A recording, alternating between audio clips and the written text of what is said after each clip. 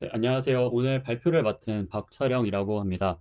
오늘 저는 부동산 시계열 데이터 분석 그리고 관련 핵심 이론과 실습을 따라할 수 있게 강의를 좀 구성을 해보았고 어, 관련돼서 이제 발표를 좀 진행해 보겠습니다. 일단 와주셔서 너무 감사하고 제가 데이터 분석가로서 부동산 시장에서 일을 하면서 배운 것들을 좀 공유를 하고 또 이 강의를 들으시는 분들 데이터 분석가로 현재 일하고 계시거나 아니면은 일할 생각이 있어서 공부를 하고 계신 분들이라고 들었어요. 그래서 어, 이 부분에 있어서 분석가가 가지면 좋은 어떤 태도나 방법들에 대해서 갖고 있는 부분들을 좀 공유해 보겠습니다. 간단하게 일단 제 소개를 드리자면은 현재는 마켓스타디움 코리아라는 그 미국 부동산 시장에서 부동산 개발 또는 운영 사업을 타겟으로 하는 고객사들에게 이제 주소 기반 사업성 분석이랑 또 전략적인 시장 접근을 제공하기 위해서 어, 그 플랫폼을 제공하고 있는 회사에서 일을 하고 있습니다. 현재는 데이터 엔지니어 그리고 데이터 분석가로 일을 하고 있고 어, 이 전 직장들에서는 어, 데이터 분석가로 두 곳에서 또 일했었는데 토지 개발 위해서 가치 평가나 그 개발 사업성 평가를 위한 분야를 일했었고 그다음에 매장들의 매출 데이터를 기반으로 상권을 분석해서 어떤 업종들이 이 시장에서 괜찮은 사업성을 갖고 있는지 평가해 줄 수 있고 어떤 입지에 들어가면 좋을지 분석해주는 그런 서비스들을 만들고 운영했던 경험이 있습니다. 그리고 도시공학을 이제 전공하는 과정에서 데이터와 도시를 잇는 그런 부분들을 학창 시절에 많이 공부를 하게 됐고 그 부분들 덕분에 좀 더 분석가로서의 어떤 업무를 수행하는 데 있어서 좀 더 풍부한 해석을 할 수 있는 게 제가 갖고 있는 좀 장점이라고 보고 있습니다. 일단은 제가 이 데이터 분석가가 왜 되었는가, 왜 데이터를 좋아하게 되었는가를 간단하게만 말씀을 드리면 좀 옛날 이야기인데, 제가 예전에 군대 전역하고 학교에서 알바생을 구해서 설문조사를 받으러 아파트 단지를 돌아다닌 적이 있었는데요. 뭐, 만약 이제 설문 알바를 해보셨다면 아시겠는데, 설문 응답을 받기가 진짜 어렵습니다. 이게 특히 제가 했던 설문 같은 경우는 소득이나 아니면 직장 관련 질문들이 있어서 많이 꺼려 하셨는데요. 그래서 학교 명찰 달고 캔디 나눠드리면서 굉장히 힘들게 어, 부탁드려가지고 설문지를 받았었어요. 근데 이 설문이라는 게 결국 연구를 위해 사용되는 어, 데이터 수집이었는데 이게 목적에 맞는 데이터를 수집하고 생성하는 과정의 시작이었던 거죠.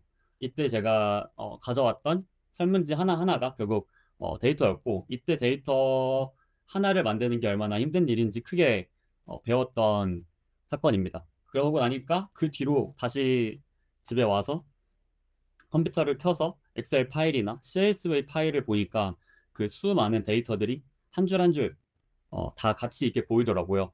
그래서 그 부분에 있어서 데이터를 어떻게 훌륭하게 분석해서 설득력 있는 자료로 어, 고객을 설득한다거나 아니면은 어떤 안건에 대해서 회사 내부에서 좋은 결정을 내릴 수 있게 설명하는, 설득시키고 이야기하는 과정들에서 저는 분석가로서의 가치를 많이 느끼고 보람을 느끼는 부분입니다. 그게 이제 굉장히 좋았고 또 여러분들도 어떤 연유로 데이터 분석을 시작하셨거나 시작하시려는지 모르겠지만 오늘 말씀드린 어떤 분석의 본질적인 가치를 조금씩이라도 항상 챙기다 보면은 어, 좋은 분석 스킬도 갖고 좋은 분석 경험도 하실 수 있을 것 같습니다. 그래서 앞서 말씀드린 것처럼 데이터를 통해서 사람들을 설득하기도 하고 가장 큰 부분은 의사결정에 영향을 미치는 거죠.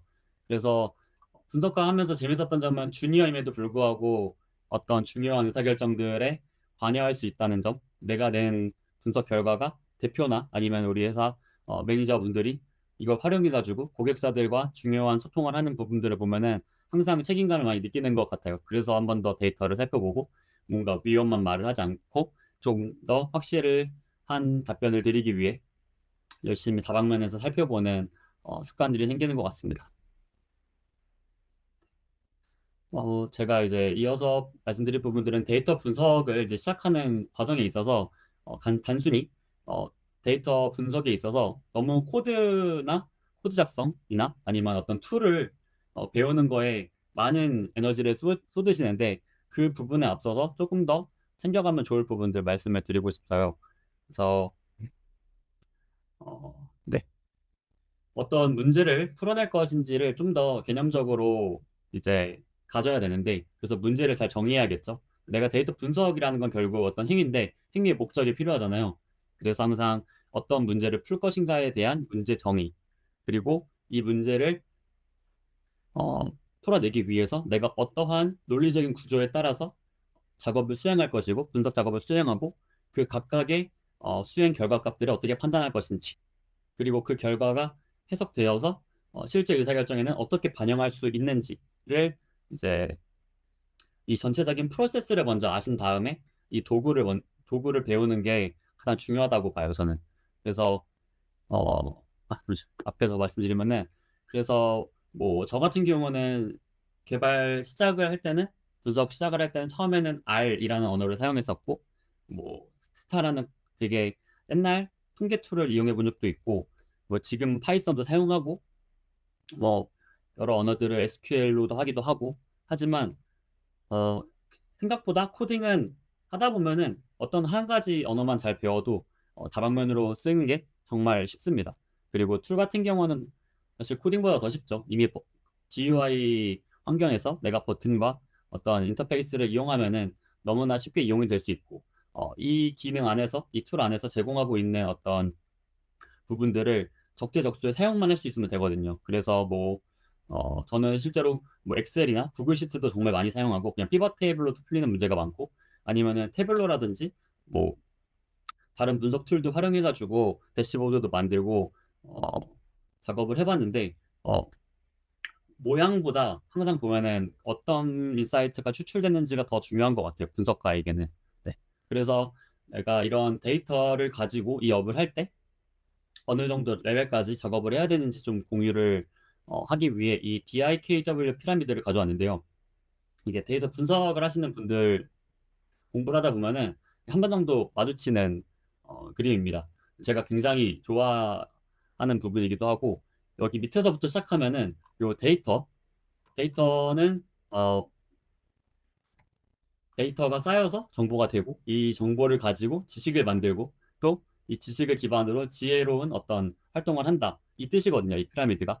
그래서 이 피라미드에 있어서 각각의 항목들을 그냥 한번 지나쳤던 적들은 있으실 텐데 이게 실제 데이터 분석이랑 어떠한 연관이 있는지 좀 깊이 생각할수록 저는 좋다고 봐요. 그래서 어, 데이터에 먼저 말씀을 드리면은 그림 할게요.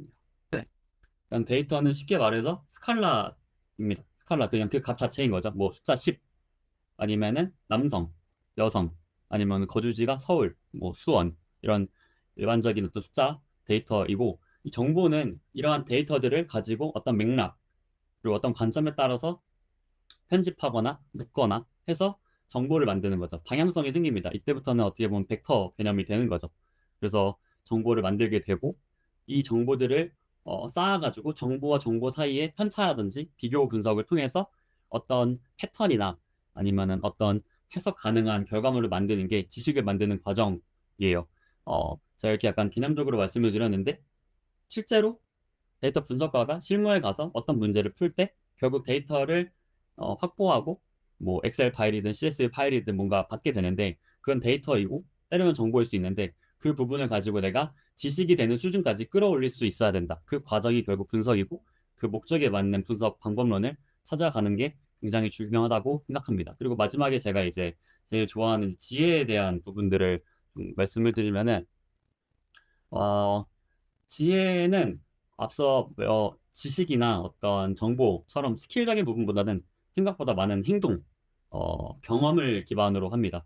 그래서 사람들한테 보통 지혜로운 사람이라는 표현을 많이 하잖아요. 결국 사람이 어떤 지식을 가지고 특정 상황에서 나는 이렇게 행동할 거야, 저렇게 행동할 거야, 라고 생각을 결정을 내리고 그에 따라서 경험을 해서 아 그때는 A 결정이 좋았어.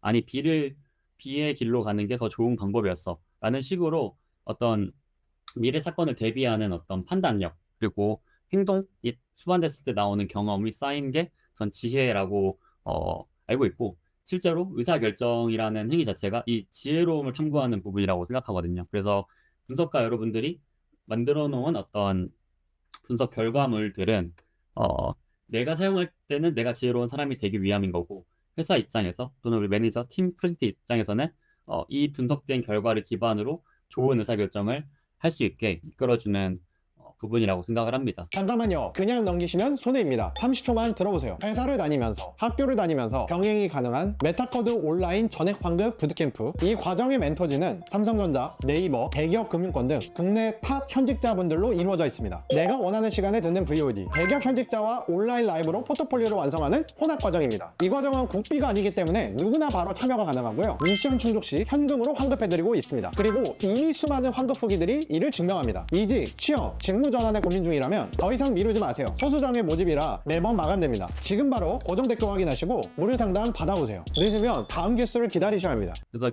데이터 분석가라는 사람의 본질은 결과적으로 데이터를 지식으로 만들 수 있는 일을 하는 사람이고, 추가적으로 실제 의사결정을 하는 과정에 참여해서 더 좋은 의사결정까지 도출할 수 있게 함께하는 역할을 봐주신다고 보면 좋을 것 같아요. 그렇기 때문에 분석가들은 단순히 스킬적으로 내가 책상에서 컴퓨터를 두드리고 설명하고 어, 설명할 수 있는 문서를 만드는 것도 중요한데, 실제로 내가 이 자료를 발표하게 됩니다. 보통은 분석된 결과물들은 분석가 본인이 가장 잘 알고 있고, 이 부분을 설명하는 데 있어서도 유리한 점이 많아요. 그리고 이 부분을 설명을 내가 할수록 어떤 조직 안에서, 어떤 프로젝트 안에서 분석가로서의 어떤 역할을 더 많이 하는 거기 때문에 어, 개인적인 어떤 커리어 부분에서도 좋은 점이 많고, 또 여러 미팅들을 나가서 자신의 목소리를 낼 수 있는 분석가가 더 좋은 시장 평가를 받고 있다 생각합니다. 그래서 분석을 하고 나면은 이거를 내가 이걸 전달하려는 어떤 고객들 또는 청중들을 대상으로 충분히 괜찮은 어떤 시각 결과물 또는 잘 정리된 그래프들을 만들어서 이거를 논리적으로 설명하는 게 중요하고, 이 전달 과정에서는 뭔가 보통은 말로 많이 전달이 되기 때문에 좀 좋은 화법들, 좋은 템포, 그리고 비언어적인 표현들, 또 현장에서 같이 프레젠테이션을 통해서 이야기하는 과정 중에는 아이 컨택이라든지 제스처라든지 아니면은 뭐 거리감이라든지 이런 부분들도 같이 활용해서 분석가들에게 더해지면 좋은 기준이라고 생각을 합니다. 그래서 분석가들이 인사이트를 생성하고, 그다음에 이 부분들을 정리하고 전달하는 방법들, 그리고 설득의 근거를 만들어서 의사결정자가 신뢰할 수 있는 데이터를 볼 수 있게 하는 그 작업들을 중요하게 보고 있습니다. 제가 이제 경험했던 실무들에서 뭔가 부동산 관련 프로젝트를 저는 많이 했죠. 그래서 토지를 구매하려는 팀들, 아니면 새로운 토지들을 비교해서 괜찮은 토지의 개발 사업을 진행하시려는 분들, 또는 매장을 내고 싶은데 어떤 매장을 어디에 내면 좋을지, 햄버거 가게를 낸다 해도 브랜드를 고를 수도 있고, 특정 햄버거 가게의 위치가 도로의 안쪽일 수도 있고, 아니면은 완전히 대로에 나와 있는 곳일 수도 있고, 지하철역이랑 가까울 수도 있고, 여러 가지 조건들이 다른데, 그런 부분들을 분석하는 과정들이 실제로 이걸 사용할 분들이 있기 때문에 하는 거거든요. 그래서 실질적인 전 가치를 많이 지닌다고 봐요. 그래서 이 부분들에 있어서 좋은 의사결정 많이 이끌어낼 수 있는 활동들 하면 좋을 것 같습니다.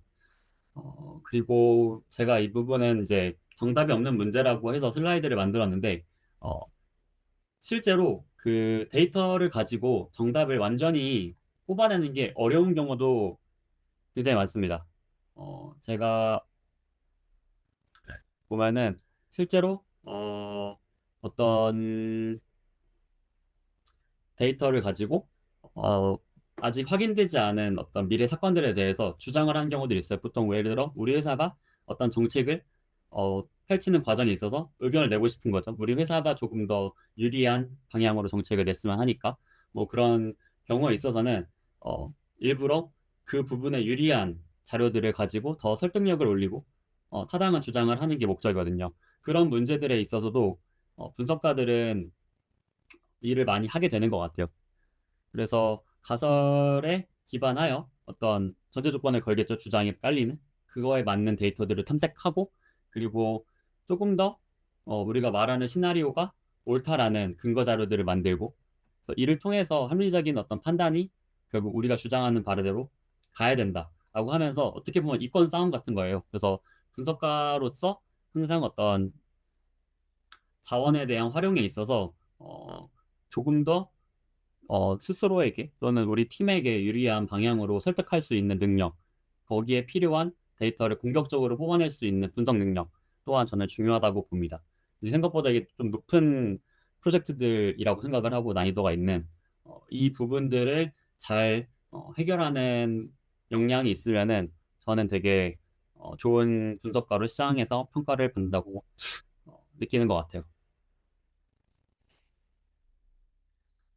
그래서 제가 준비한 부분들이 이제 몇 가지 있는데 가설에 대한 부분들이 있고 제가 부동산 쪽에서 이제 많이 느끼는 부분들이 시장이 이제 합리적인 의사결정을 잘하는지 데이터로 보려고 하는데 가끔 보면은 이제 부동산 쪽에서는 이게 맞나 싶은 데이터들이 많아요. 예를 들어 음, 똑같은 아파트 안에서 분명히 어느 집이 5억에 이제 매매를 했는데 그것보다 더 뒤에, 일주일 뒤에 갑자기 4억 5천이라든지 더 적은 금액으로 갑자기 판매하시는 거죠. 근데 이제 그 값만 보면, 아파트 가격 가치가 떨어졌나? 싶지만 실제로 아파트 가격은 가치나 이런 부분들은 전혀 변하지 않았습니다. 이런 부분들을 살펴보면은 알고 보면 뭐 뒤에 매도하신 분이 뭐 별도의 대출이라든지 아니면 금전적인 이슈가 발생해서 급매로 처리하시는 경우에 따라서 이렇게 가격 변동이 생기기도 하고요. 근데 이런 부분들을 다 데이터로 볼 수 없다는 거죠. 그래서 데이터를 보실 때 이 판단에 대한 차이를 느끼게 되는데 누구는 왜 5억에 팔고 누구는 4.5억에 파는가? 그 사람들도 뭐 판단을 잘못했다가 아닐 거예요. 그분들이 내린 판단들에 대해서 우리가 데이터로 분석하는 그런 시장에 대한 이해가 필요하겠죠. 또 부동산 시장 같은 경우는 기본적으로 정보 비대칭이 굉장히 강하고 정보 자체가 가치 평가에 쓰이는 주 재료이기 때문에 우리 팀이 아닌 심지어 같은 회사여도 다른 팀한테는 정보를 주지 않습니다. 그리고 소유자 그리고 뭐 중개인들, 개발업자들 각각의 어떤 주요 전문가들이 존재하기 때문에 그들이 갖고 있는 정보를 쉽게 내어주진 않는 것 같아요. 그게 결국 다 돈이 되는 부분들이고 그런 부분들을 가지고 각자의 전문성을 활용해서 더 큰 프로젝트를 수행하는 주체들이거든요. 그래서 이런 부분들이 좀 크게 있는 것 같고 또 말씀드렸던 것처럼 어떤 동일한 조건에서도 각각의 어떤 맥락, 환경의 차이가 서로 다른 해석을 유도하게 됩니다. 뭐 당장 갚아야 되는 어떤 이자나 대출 금액이 당장 다음 주인 경우, 그게 아니고 내년인 경우, 이런 상황에 따라서 어떤 액션을 취하는 데 있어서 부동산은 굉장히 많은 차이를 보였고요. 또 개인의 어떤 책임에 있어서 뭐 본인이 선호하는 그런 부분들, 나는 조금 더 리스크를 가져가도 더 많은 어, 이익을 얻을 거야. 라든지 아니면 나는 리스크를 낮추고 이익에 조금 더 적은 부분을 얻더라도 나는 좀 마음이 편안하게 이 사업을 진행해 보고 싶어. 라든지 그런 결정들 또한 이해해서 데이터와 시장을 바라볼 수 있어야 된다라고 생각을 합니다. 그래서 각 요소에 대한 가중치가 이제 다르다고 말씀드렸던 게 정보, 상황, 책임 이런 부분들이 결국 최종 판단에 들어가게 되고 이 부분을 통해서 우리 팀뿐만 아니라 나와의 경쟁자들, 이런 시장 플레이어들이 같이 어떻게 판단하는지 바라볼 수 있으면 시장을 좀 더 유연하게 해석할 수 있고, 그리고 데이터를 실제로 이제 그냥 데이터만 바라봤을 때 사람들이 어떤 데이터를 제일 많이 말하는 게 그 컵의 물에 대한 양이잖아요. 반이나 남은 물 또는 반밖에 안 남은 물. 이 또한 어떤 기준이 다 다르기 때문이겠죠. 목이 엄청나게 마른 사람은 그 컵에 반만 남은 물이 너무 적어 보일 수 있고, 그렇지 않은 사람의 경우에는 저 남은 물이 충분하다고 볼 수 있는 것처럼 여러 가지 기준, 시점, 관점에 대해서 데이터가 다르게 보일 수 있고, 그 데이터를 결국 해석하는 관점에서 그걸 정보로 인지하고 지식을 만드는 과정이 다 다르다고 보고 있습니다. 그래서 좋은 분석가는 스스로 어떤 시장을 저는 판단하는 행위가 그렇게 좋다고 보진 않고, 계속 시장을 이해하려고 좀 한 발 물러서서 계속 살피고 어떤 변화를 측정해보고, 그리고 오히려 다른 어떤 관점의 이야기들을 많이 들으면서 내가 어떤 식으로 이 데이터를 편집하고 어떤 정보들을 추출해내는 게 좋은 활동인지, 그 부분들 계속 생각하면서 시장을 이해하는 게 좋다고 생각을 해요. 이게 어, 보통 한 가지 하나의 회사에 들어가서 하나의 어떤 분야, 도메인에서 일을 하게 되면은 굉장히 한 번이 아니고 연속적인 어떤 의사결정을 하게 되고 데이터를 계속해서 살피게 되는데, 결국 내가 지금 내린 결정도 내일 다시 판단하게 되고, 그 계속 지켜보게 되는 부분들이 있거든요. 그래서 결국 시장의 이해가 계속 깊어질수록 좋은 어떤 관점이 생기고 좀 지혜로운 포인트에서 인사이트를 낼 수 있기 때문에 저는 시장을 좀 이해하는데 데이터를 많이 활용하시는 게 좋다고 생각을 합니다. 그리고 뭐 앞서 말씀드린 것처럼 부동산 데이터는 불안정하기도 하고 또 비대칭적이기도 한데요. 실제로 공공 데이터에서 부동산 데이터를 많이 열어놓고 있습니다. 제가 오늘 사용하게 될 국토교통부의 실거래가 데이터들도 있고요. 실거래가라고 해서 실제로 거래가 발생하는 매매 데이터, 그리고 전월세, 우리가 많이 이제 임대차 계약을 할 때 매기는 그런 전월세 데이터가 다 포함이 되어 있고요. 주택뿐만 아니라 상업용 부동산, 그 다음에 뭐 공장, 창고, 뭐 여러 가지 업종에 대해서 어떤 분류에 대해서 거래 사례들을 다 공개하고, 그리고 이제 그 세금 매길 때 쓰이는 뭐 공시 가격이라든지 토지 면적이나 어떤 관련 활동들에 대한 토지 대장의 일부들을 다 제공하게 됩니다. 그리고 여러분들 해보고 계시는 어떤 건축물, 집에 대한 건축물 대장도 다 열람이 가능하죠.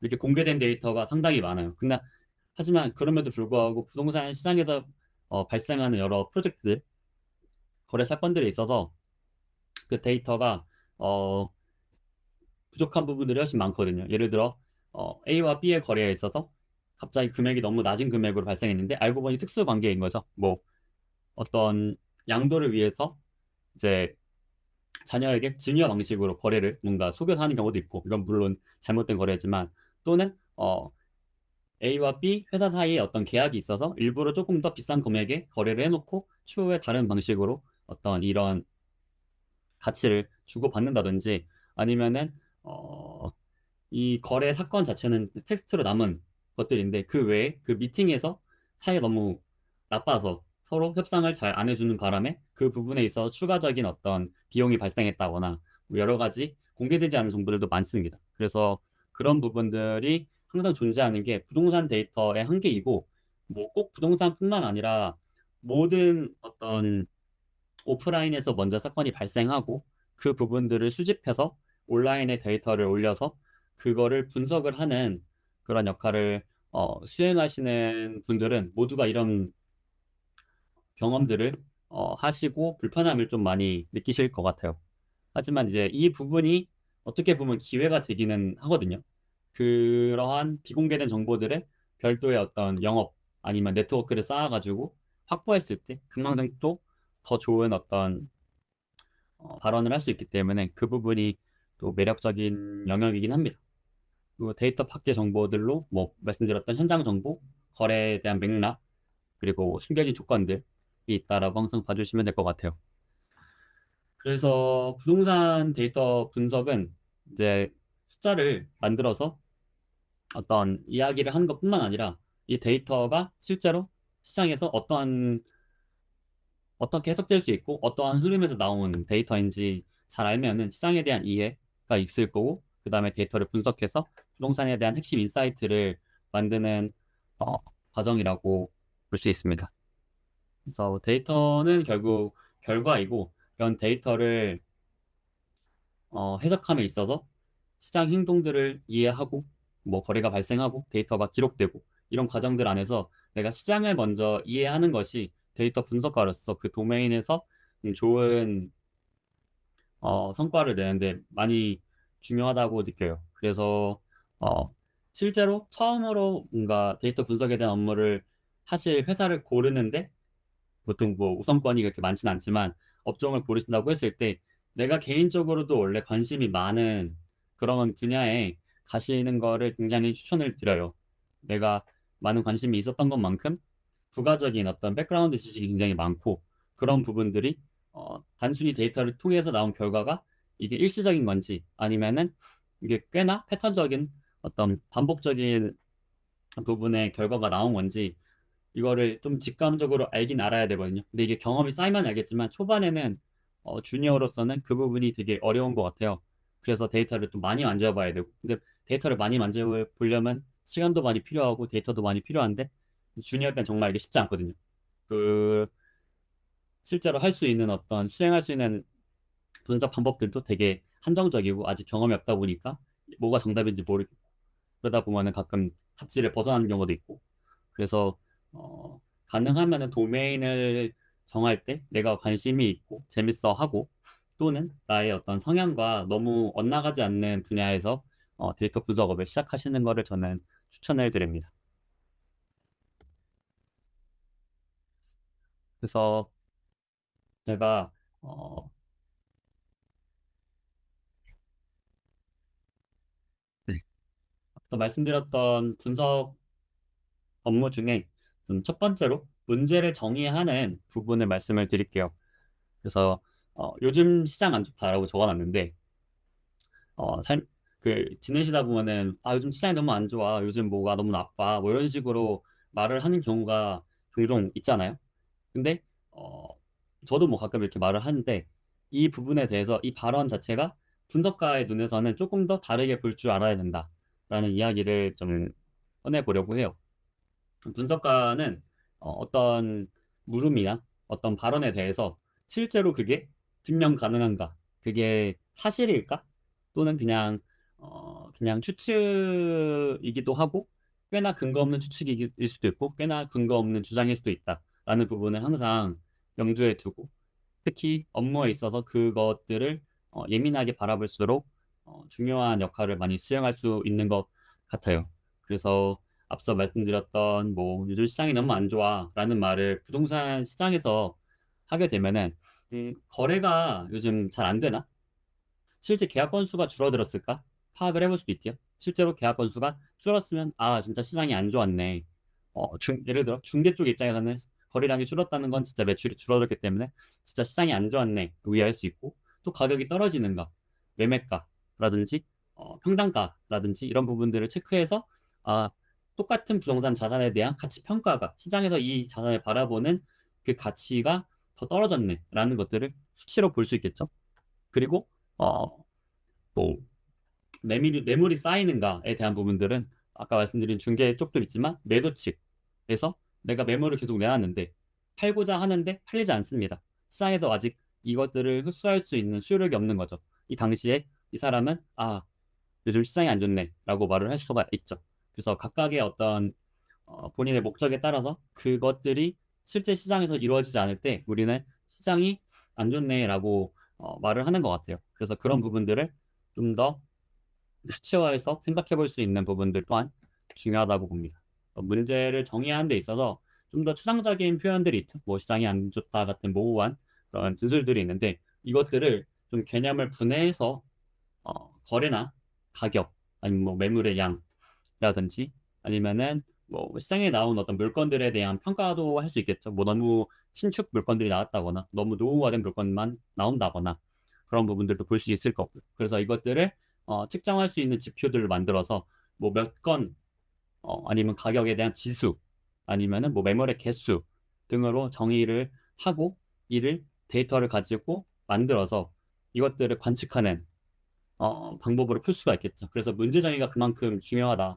그래서 시장 상태에 대한 어떤 여러 가지 측정 지표들을 만드는 과정으로 이 문제를 풀어볼 수 있다라는 겁니다. 그래서 문제 정의를 하기에 따라서 또 누군가는 같은 데이터를 바라보면서도 다른 해석을 할 수 있다는 거죠. 아까 매물이 쌓였다는 게 매도자 입장에서는 내가 내놓은 매물이 거래가 안 되니까 시장이 안 좋아라고 볼 수 있겠지만 매수자 입장에서는 반대로 나에게 선택지가 많고 그 선택지 안에서 내가 조금 더 조급하지 않고 좀 더 알아볼 수 있는 기회가 생기는 거죠. 그럼 그들에게 있어서는 어떻게 보면은 지금 시장은 조화가 될 수도 있는 거예요.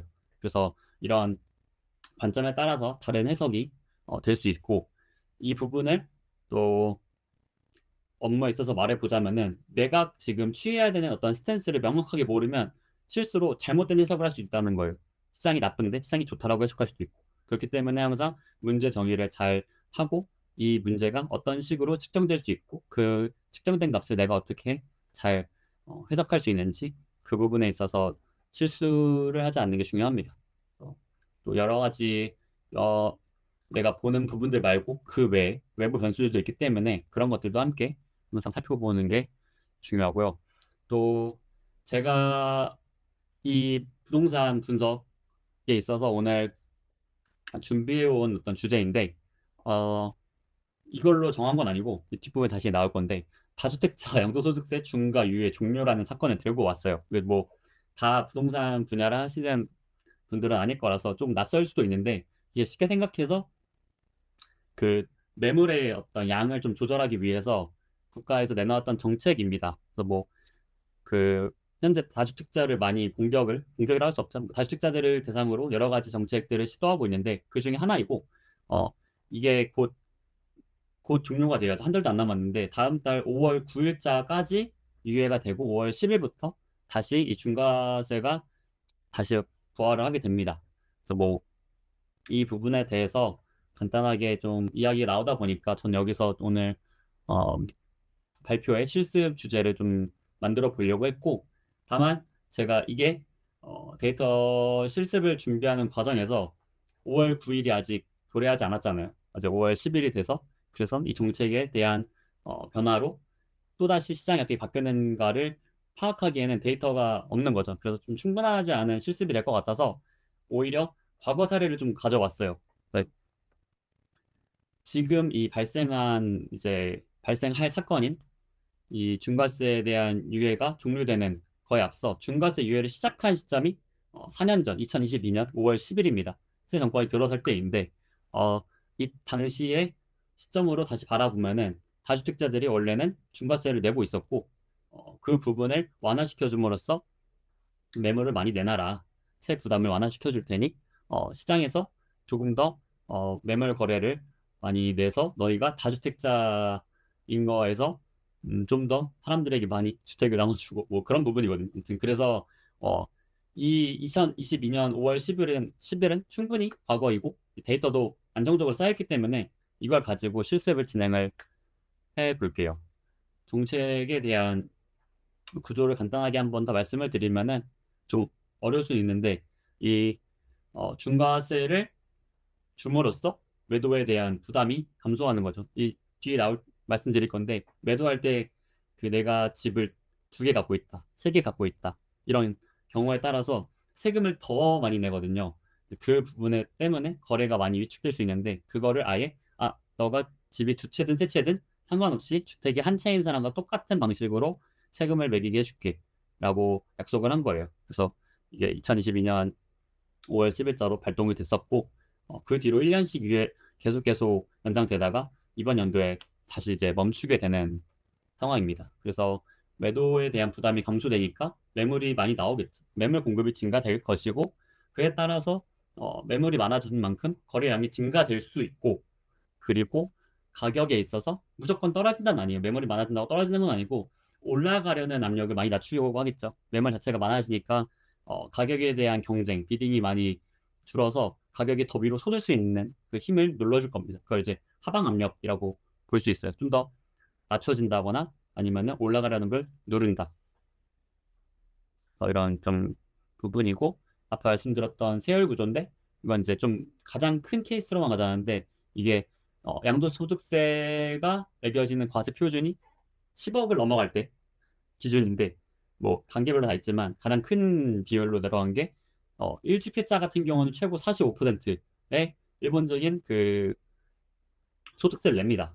소득세를 내는데 여기에 45%도 굉장히 많은 돈인데, 많은 비중인데, 2주택자 같은 경우는 여기에 플러스로 20% 포인트를 더 내고요. 3주택자 이상인 경우에는 30% 포인트를 더 내는 거예요. 그래서 어, 제가 여기다가 적어놨나? 제가 아까 찾아봤는데 약 그 12억 정도의 양도 차익을 얻는다고 쳤을 때 기존의 1주택자들은 약 한 5억 수준, 5억 수준의 세금을 내고요. 3주택자 가장 많이 내는 경우에는 한 9억 정도의 세금을 내게 돼서 이 제도가 시행됨으로써 그 매도하시는 분들이 4억의 부담을 덜게 되는 거죠. 그만큼 더 시장에서 유연하게 나올 수 있는 거고 그만큼 매도에 대한 부담이 주니까 또 매물량이 늘 수 있다라는 부분이 이 정책 자체가 이제 의도한 부분입니다. 제가 말씀드린 건 이거는 그렇게 됐다는 아니고 이 정책이 그런 식으로 설계가 되어 있습니다라고 말씀을 드리는 거예요. 이게 이제 어떤 정책에 대한 이해고 우리가 시장을 내가 일하고 있는 시장에서 어, 어떤 변화나 사건들을 좀 바라보는 데 있어서 전문성으로 이해할 수 있는 부분들이죠. 그래서 매물 증가, 거래 증가, 하방 압력 그 세 가지 효과를 기대할 수 있는데 이 중에 매물 데이터 같은 경우는 과거에 공개된 그 공공 데이터가 없습니다. 그래서 매물 쪽은 제외를 했고 이것을 가지고 이 정책이 진짜로 올바른 의도했던 방향으로 시장이 움직였을까, 진짜 그랬을까? 그래서 거래량이 실제로 늘었는지, 가격에 하방 압력이 존재했는지, 그리고 그 변화가 만약 있었다고 쳐도 정책 때문이라고 볼 수 있는지 그런 부분들을 한번 살펴보는 과정을 진행할게요.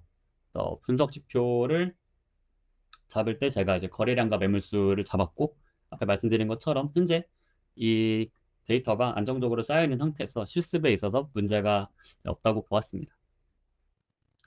정책에 대한 이제 비교 분석이기 때문에 이제 거래량과 가격에 있어서 측정 가능한 두 가지 가설들을 만들어서 실거래 건수가 증가했는지 가격의 하방 압력이 존재했는지를 그래프를 통해서 보려고 하고요.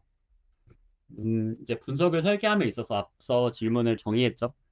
정책을 통해서 실제로 그렇게 거래량이 증가하고 가격이 어느 정도 안정적으로 유지가 될 수 있었는가. 거기에 맞게 이제 구조를 짜는 분석 설계 단계에 설명을 드릴게요.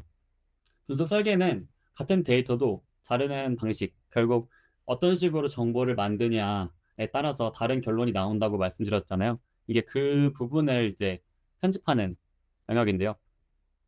내가 뭔가 예를 들어 분석 기준을 전국 평균을 잡아서 가격 안정적인 부분들을 바라볼 수도 있는 거고 이거를 수도권과 비수도권을 나눠서 가격에 대한 어떤 증가 추이를 비교해 보는 거죠. 비수도권 대비 수도권의 가격 증가 추세가 더 크다고 하면은 이 가격이 좀 더 급등했다고 볼 수 있는 거죠. 뭐 이런 부분들을 어, 만드는 게 이 분석 설계 파트라고 보면 될 것 같습니다.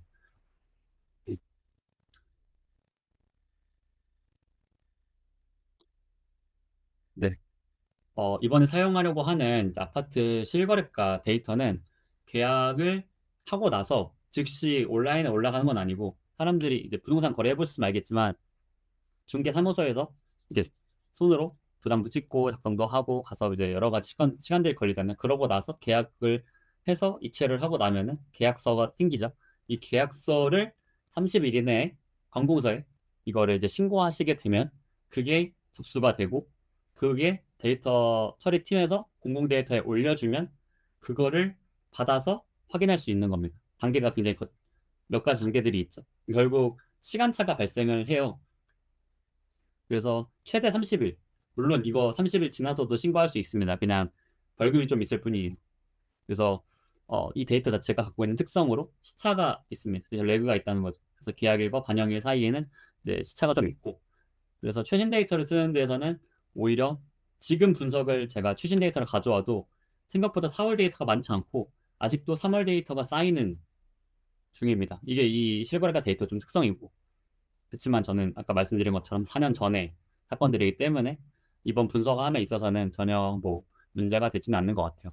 데이터 구조를 이제 어느 정도 알고 접근해야 되는데 뭐 이따가 실습 때 각각의 항목들에 대해서는 좀 더 볼 수 있겠지만 기본적으로 제가 이 작업을 함에 있어서 필요한 게 어떤 거래된 주소, 어디서 거래가 됐는가, 그리고 언제 거래가 됐는가, 그리고 얼마에 거래가 됐는가, 그리고 만약 이 데이터가 이제 이건 좀 예외 케이스인 건데 그 계약 해제가 발생한 경우가 있어요. 무효로 처리되는 거죠. 이런 경우에는 이제 유효한 데이터가 아니기 때문에 배제하게 됩니다. 이런 부분들을 평가할 수 있는 항목들이 각각 존재함을 알고 있어서 이 부분을 좀 미리 말씀을 드렸어요. 이게 세팅이 된 거죠. 설계가 된다는 거죠. 그리고 그 문제를 다시 봤을 때 거래량은 이제 실제로 사람들이 매도만뿐만 아니라 매수까지 같이 받쳐져서 거래가 발생해야 되기 때문에 어떤 시장 참여에 대한 부분들, 그리고 거래량이 만약 이제 정책으로 통해서 좋은 효과가 발생하면은 어느 정도 금방금방 거래량이 올라갈 것이고, 상대적으로 금방 확인이 가능해요. 다만 가격 같은 경우는 이게 가격이 변동이 된다는 얘기는 어떻게 보면 매수자, 매도자가 인식적으로 가치 평가를 다시 매기는 시간이 필요하거든요. 정책이 발행되면서. 물론 시장에서 미리 이런 정책이 언제부터 시행이 됩니다라고 안내가 나오는 순간 미리 다 계산을 해 두실 거예요. 이런 상황에서 뭐 설정가 매가 바뀌면 내가 지금 내야 되는 가치 평가가 오를 수도 있다. 내릴 수도 있다. 하지만 이 오르고 내림에 대한 정도가 다 다르거든요. 그 매수자나 매도자나. 그러다 보니까 실제로 다른 테이블을 가지고 다시 만나서 이걸 협상하는데 굉장히 좀 시간이 많이 걸려요. 그래서 가격적으로 실거래가 찍혀서 가격이 오르락 내리락 하는 걸 데이터로 확인하는 데는 거래량보다는 조금 더 오랜 시간이 걸리는 것 같아요. 이게 어느 정도 쌓여야 되니까. 그렇고 이제 분석 단위의 변환인데 개별 거래건들을 수집하는 데이터라서 우리가 지금 보려는 어떤 정책 사건을 시점으로 어, 시계열로 분석을 하는 과정에서는 이거를 집계 데이터를 변환을 할 거고, 특히 단위는 월 단위로 조합을 하려고 합니다. 그래서 시간은 아까 말씀드린 2022년 5월 10일자 기준으로 해서 그 정책 시점 전후로 비교를 하려고 하고, 지역 기준도 나눴어요. 어, 이 부분은 이제 뭐 부동산적인 특징인데 수도권과 비수도권을 나눠서 한번 보려고 해요. 그래서 전국 그래프를 다 같이 봐도 괜찮긴 한데 좀 더 입체적인 분석이 필요하기도 하고, 좀 더 잘게 보면은 수도권도 서울, 인천, 경기가 나뉘고 비수도권 같은 경우도 광역시랑 비광역시가 나뉘죠. 그렇기 때문에 좀 더 세부적으로도 볼 수 있는데 이번 실습에서는 조금 더 간소화해서 설계를 해봤습니다. 수도권과 비수도권을 나눴을 때 무슨 차이가 있냐면은 정책에 대한 영향은 둘 다 받긴 합니다. 여기서 잡혀있는 특정 어떤 주요 지역들이라고 해서 거기가 다 수도권에 속한 것도 아니고 비수도권도 대부분 아파트 거래가 발생하는 곳들은 원래 정책의 해당 지역이었어요. 다만 아까 말씀드린 것처럼 그 과세에 대한 것들이 양도 차익이 클수록 더 크게 먹여지는 부분이거든요. 중과세가 결국 너가 원래 내는 것보다 몇 퍼센트 더 내. 이기 때문에 비싼 금액으로 거래되는 시장일수록 그 정책이 완화시켜줬을 때에 대한 누리는 혜택이 크다고 봐요. 그래서 상대적으로 거래가가 높은 수도권, 그리고 그렇지 않은 비수도권을 나눠서 같이 보겠습니다. 그리고 수도권과 비수도권을 나눠 보면서 얻을 수 있는 큰 장점은 이 정책에 대한 어떤 영향의 크고 작음도 있지만 꼭 이 정책만 시장에 영향을 미치는 건 아니거든요. 계속해서 다른 어떤 요소들도 바뀌니까. 그래서 수도권과 비수도권 그래프를 그려놓고 보면은 같이 꿀렁꿀렁한 것도 있어요. 이건 어느 정도 그 시장 우리가 보고 있는 정책 외적인 요소들도 같이 일반적으로 발생하는 어떤 영향이기 때문에 함께 보는 데 있어서는 더 좋은 것 같아요. 네, 그래서 저는 분석에 대한 프레임워크로 시간축 만들고 지역축 만들고요. 지표는 거래량, 그 다음에 가격. 그래서 두 가지로 만들었습니다. 거래량 같은 경우는 말씀드렸던 것처럼 시장에 대한 참여 수준, 얼마나 많이 사람들이 이 부동산 매매 활동을 하고 있는가이기도 하고, 그다음에 가격 같은 경우는 단순히 가격이 오르고 내림을 통해서 아무리 거래량이 많아도 일정한 가격으로 계속 거래되면 가격 그래프는 그냥 계속 평행하게 갑니다. 일정하게 그냥 기울기가 0일 수도 있어요. 하지만 거래량은 바뀔 수 있는 거죠. 근데 똑같은 거래가 이루어져도 가격이 높은 게 많이 거래될 수도 있고 낮은 게 많이 거래될 수도 있고, 또는 원래 낮았던 금액의 거래가 더 높은 평가를 받아서 더 좋은 가격으로 거래되는 경우도 있고요. 그래서 이건 시장에 대한 어떤 수준, 것들을 볼 수 있는 지표라고 해서 두 가지는 좀 상호 보완적인 부분이 있는 것 같아요. 그래서 같이 보도록 하겠습니다. 그리고 이제 이거 아직 실습은 들어가지 않을 거고 제가 쉬는 시간 이후에 실습을 진행을 할 텐데 실습은 소스 데이터를 확인해서 같이 이 데이터는 어떻게 생겼는가, 내가 어떤 식으로 쓸 수 있는가를 보는 시간을 가질 거고요. 그 다음에 이걸 가지고 말씀드렸던 시간축을 만들기 위해 월별 데이터를 생성할 거고 그 생성된 데이터를 통해서 시계열 그래프를 만들어서 그 트렌드를 시각화하고 그 안에서 우리가 보고자 했던 정책의 효과를 확인하는 시간을 갖도록 하겠습니다. 2부 진행을 하도록 하겠습니다. 앞서 말씀드렸던 데이터 소스 확보하기 위해서 국토교통부에서 운영하는 실거래가 공개 시스템을 들어와 봤어요. 그래서 여기서 이제 앞서 말씀드렸던 아파트, 또 연립 다세대, 단독 다가구, 이렇게 주택들, 또 오피스텔도 주거용 오피스텔이 있죠. 이렇게 신고된 거래들을 볼 수 있고, 뭐 토지, 분양 입주권, 상하 옥명, 공장 창고 여러 가지 항목들을 다 제공하고 있습니다. 실제로 바로 확인하실 수 있는 거래량 추이, 전월세 거래량 추이 이런 것들도 다 연결이 되어 있고 관련해서 많은 시스템들이 잘 되어 있어요. 제가 주로 데이터를 단건으로 확인하는 데 있어서는 여기 사이트에 와서 이렇게 돌아다니면서 지도 기반으로 볼 수 있는데 보통 작업하시려면은 제가 추천드리는 부분은 여기 자료 제공 바로 가기 눌러보시면 조건별 자료 제공이라고 해서 이 데이터가 다운로드를 진짜 편리하게 해주거든요. 그래서 뭐 매매, 전월세, 그래서 뭐 계약 날짜 언제부터 언제까지 계약 구분도 다 할 수 있고요. 물론 어차피 데이터 분석하실 거면 이거 건들지 마시고 전체로 다 받아가지고 그냥 내가 받은 다음에 내가 여기서 필터링 해가지고 작업하시면은 제일 좋은 것 같아요. 여기 보면은 그냥 간단한 그냥 이 사용 팁으로 시도 서울특별시, 뭐 광역시 아니면은 뭐 경기도, 충청북도, 충청남도 이렇게 도 단위, 시도 단위의 레벨이 있는데 우리 서울특별시를 고르게 되면은 만약 이 분석을 예로 쳤을 때 한 번에 받을 수 있는 기간이 1년입니다. 1년. 한 번에 1년씩 받을 수 있어요. 그러고 반대로 전국으로 받게 되면은 한 번에 무조건 한 달씩만 받을 수 있습니다. 그래가지고 만약 제가 이거를 1년짜리 분석을 한다. 어차피 전국을 한다. 그러면은 이거를 계약 일자를 그 전체로 해놓고 한 달마다 하면 총 12번 다운받으면 되고요. 총 이 시도가 17개거든요. 17개니까 이거를 한 달씩 받는다고, 한 번에 1년치씩 해서 하면은 17번 받을 수가 있어요. 결국 받는 양은 똑같은데 그걸 받기 위해서 내가 해야 되는 그 반복 횟수는 이거를 전국으로 했을 때가 더 적죠. 12번 뿐이니까 뭐 이런 것들 써서 보시면 좋을 것 같고 한 번에 이거 데이터 많이 못 받는 게 한 번에 받을 수 있는 하루 할당량이 100번이에요. 이 CSV라는 엑셀로 받을 수 있는 방법이 그래서 100번이라서 만약 본인이 그 받고자 하는 타입이 뭐 매매만 있냐 뭐 전월세 뭐 다른 용도별로 다 받고 싶으시다고 하면은 그 받다가 튕기거든요. 100번째부터. 그러면은 너무 당황하지 마시고 근처에 IP만 다루면 되니까 근처에 있는 카페나 이런 데 가서 또 받으시는 거를 간단한 팁으로 추천해 드리겠습니다.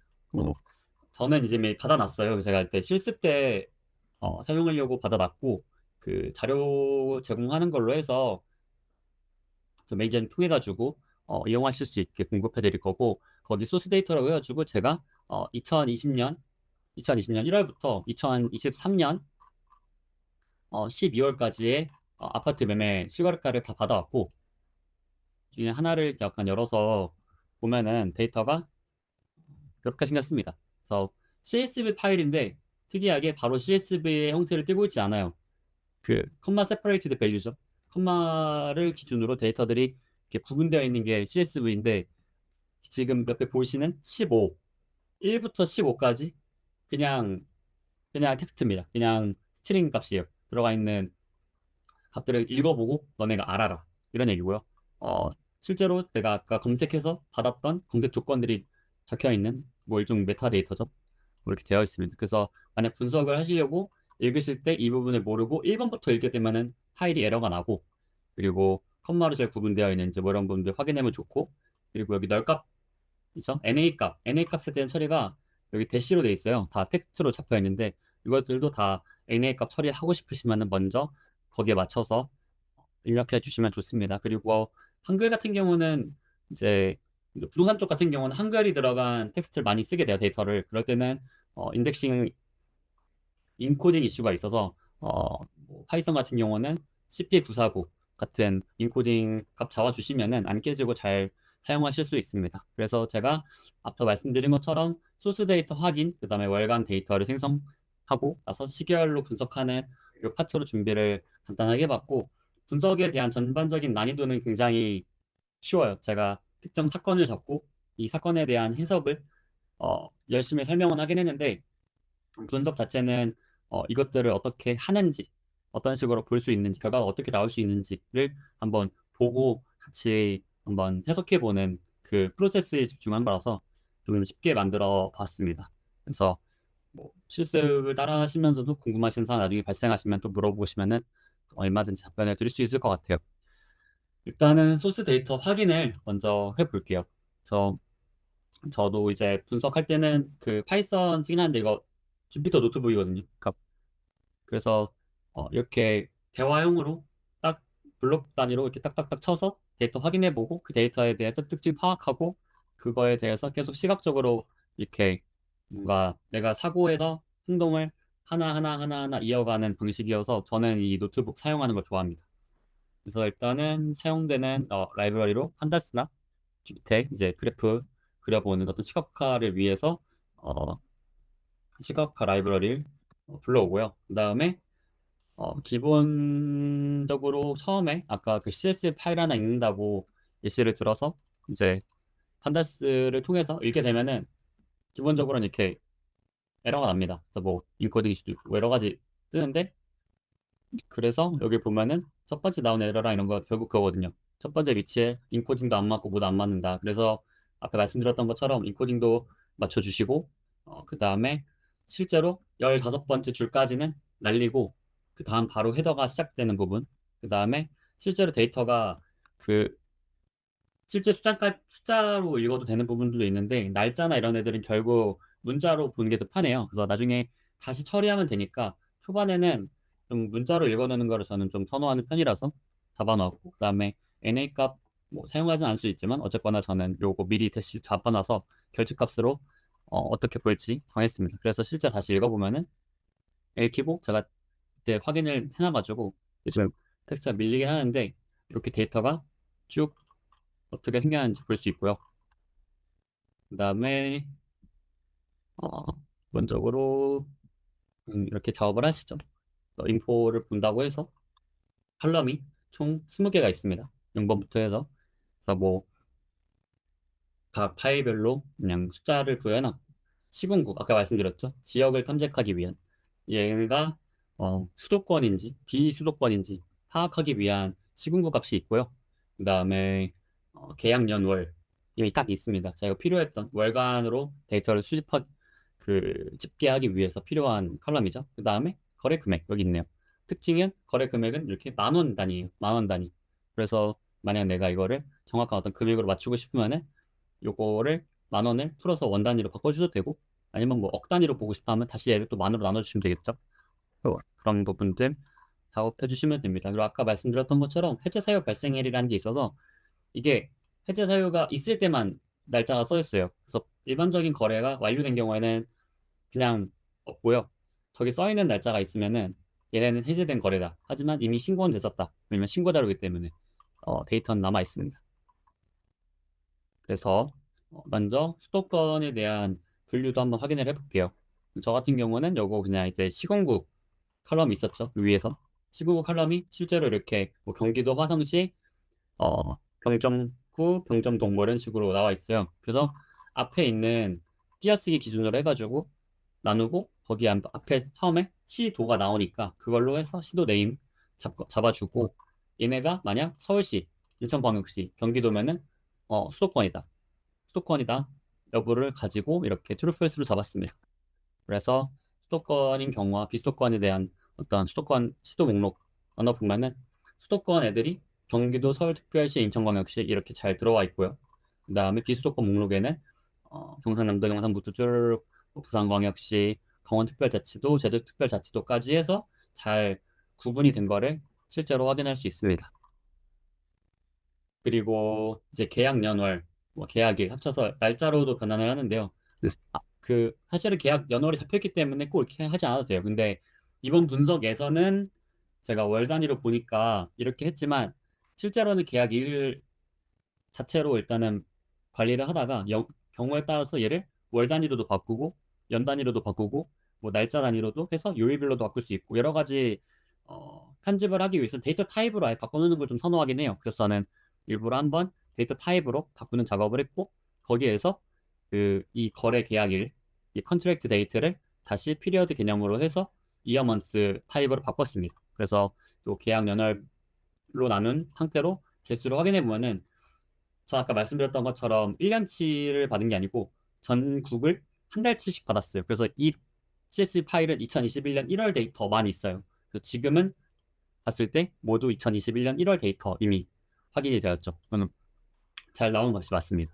그리고 거래 금액 아까 말씀드렸던 것처럼 현재 10,000원 단위로 되어 있어요. 그래서 이거는 일단은 텍스트로 되기 때문에 제가 이거를 변환하는데 컴마 값이 들어있거든요. 숫자다 보니까 뭐 1,500이라는 숫자가 1,500만 원도 1,500 이렇게 써 있어요. 그래서 요 컴마를 그냥 없애주는 리플레이스 작업을 했고 그 이후에 얘를 다시 인트로 변환해주고 자연수로 변환시켜준 다음에 정수 값으로 변환시켜준 다음에 만을 곱해서 실제 원 단위로 환산을 시켰습니다. 그리고 거래 금액에 대한 전 통계를 좀 한번 봐야 될 것 같아서 디스크라이브를 했고 간단한 어떤 기초 통계니까 읽어볼게요. 그래서 총 개수는 아까 위에 있었던 것처럼 62,551개입니다. 데이터 값 자체가 그래요. 거래된 사례가.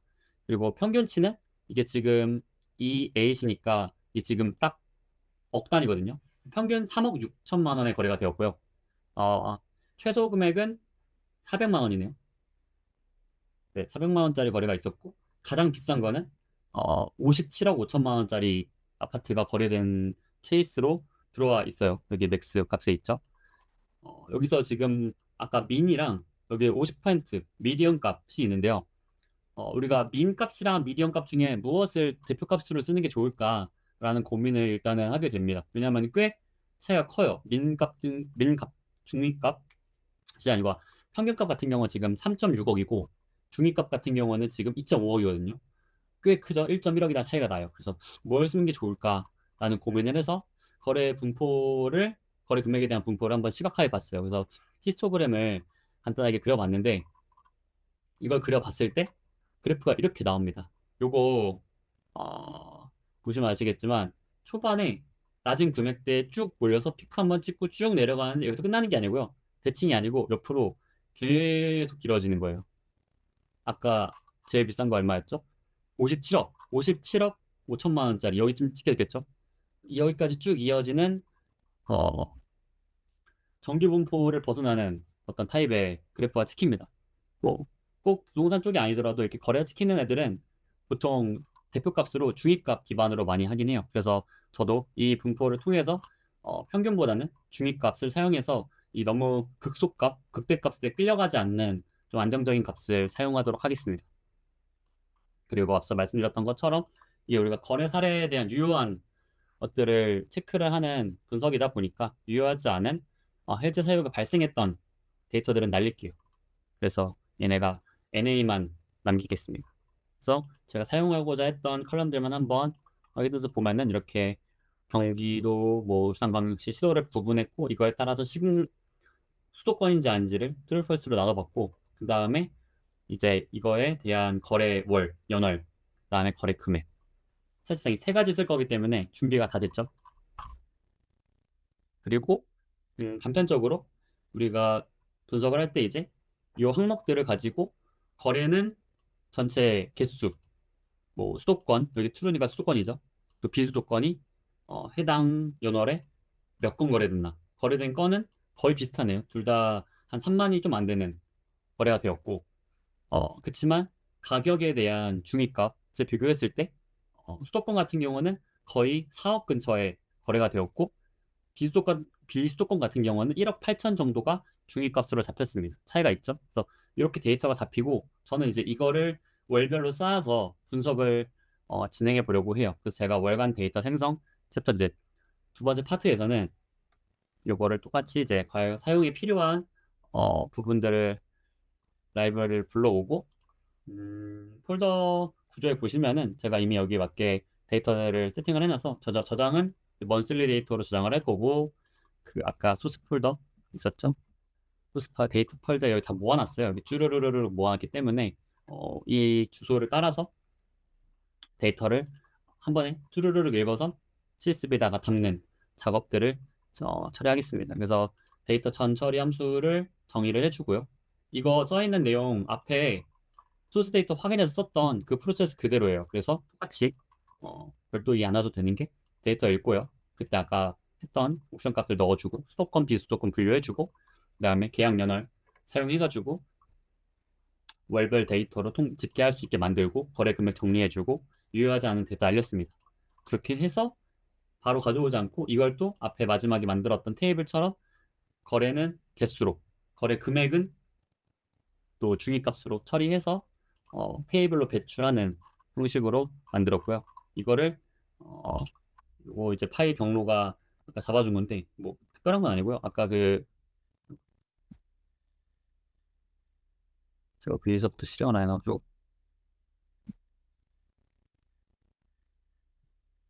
요 파일 패스는 그냥 요 이제 읽어온 거죠. 아까 그 폴더에 있는 CSV 파일 다 그냥 가져온 거예요.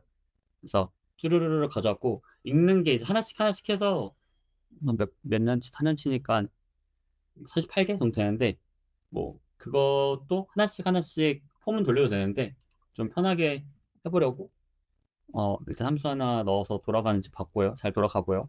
아까랑 값이 잘 똑같죠, 완전히. 이거를 이제 병렬 처리로 해서 한 번에 그냥 동시 작업하려고 합니다. 그래서 이렇게 한 번에 병렬 처리로 모든 파일들을 일정하게 계속 돌려서 한 번에 여러 개의 작업을 스레드 풀로 돌리고요. 이러면 이제 좀 작업 시간이 줄겠죠. 그래서 이렇게 작업을 해두면은 요 리절트라는 녀석이 조금만 기다려 볼게요. 이 한 1분은 안 걸렸던 것 같아서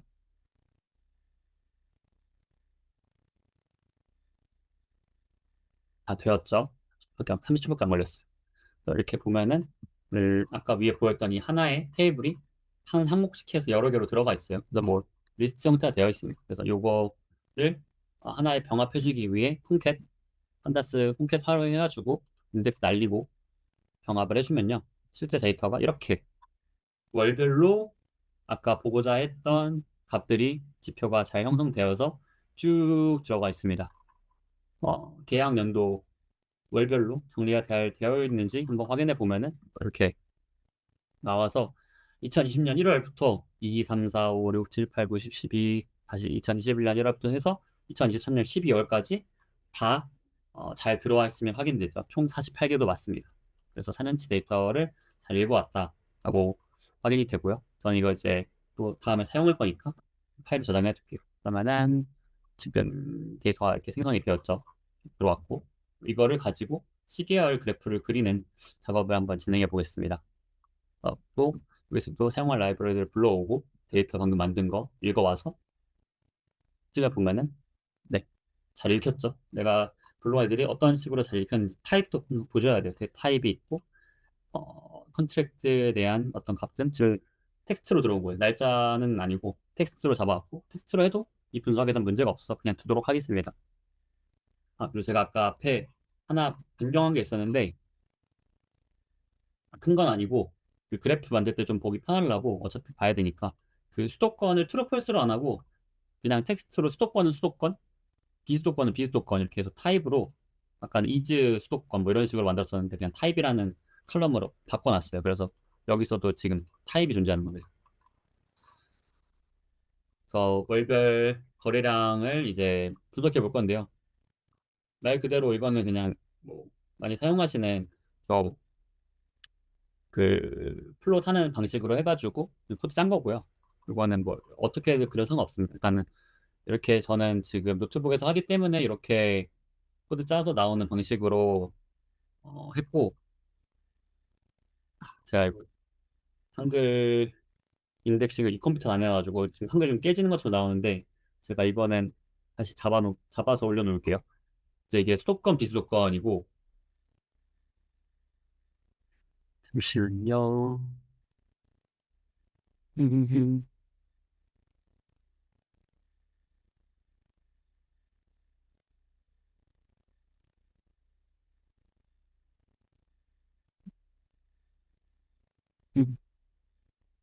이거를 설명을 좀 드려야 돼서, 그거는 주방위 다시 잡아줄 건데, 제가 지금 이걸 잡는 코드를 지금 안 적어놔가지고, 주황색이 이제 비수도권이고, 수도권이고, 파랑이가 비수도권 그래프라고 봐주시면 될 것 같아요. 제가 이건 다시 잡아둘게요. 그래서 이제 월별로 그냥 그리는 겁니다. 일단은 거래량만 볼게요. 그래서 거래량을 한번 보면은 이렇게 그려집니다. 제가 2020년 1월부터 2023년 12월까지 값으로 쭉 그려본 거고, 이렇게 그래프가 그려졌어요. 근데 이게 지금 우리가 이 전체 기간을 데이터는 갖고 있지만, 사건에 집중해서 보려면은 사건은 표시할 필요가 있는 것 같아서 이 사건에 대해서 표기를 한번 해볼게요. 그러면은 이렇게 나오는데,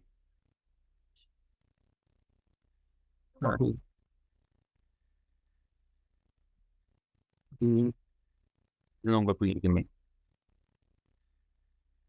그래서 거래량으로 전처럼 볼 수가 있고, 그 다음에 이걸 가지고 그냥 보기에는 일단 사건을 기준으로 나눠서 봐야 되니까 시간축을 한번 또 세워보기 위해서 기준축으로 정책에 대한 제도 시행 시점 22년 5월에다가 선을 그었고, 보통 정책 같은 경우는 발생하기 전에 미리 예고가 되기 때문에 그보다 한 달 전을 어느 정도 어, 예비 기간으로 잡아놓고 같이 그어 보았습니다.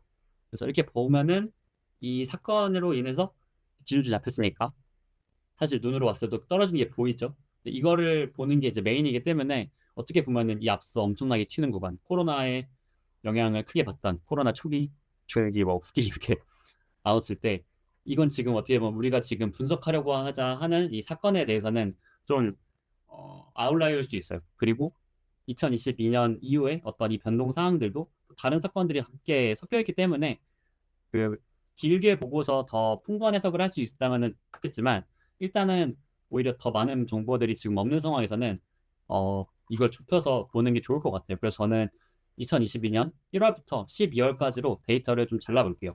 잘라서 다시 펼쳐보겠습니다. 그럼 어떻게 보이죠?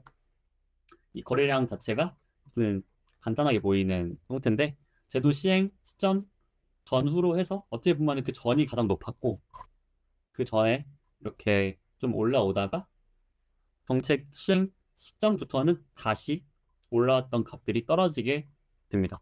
그 특징은 수도권이랑 비수도권 봤을 때 전반적으로 거래량은 비수도권이 더 많아요.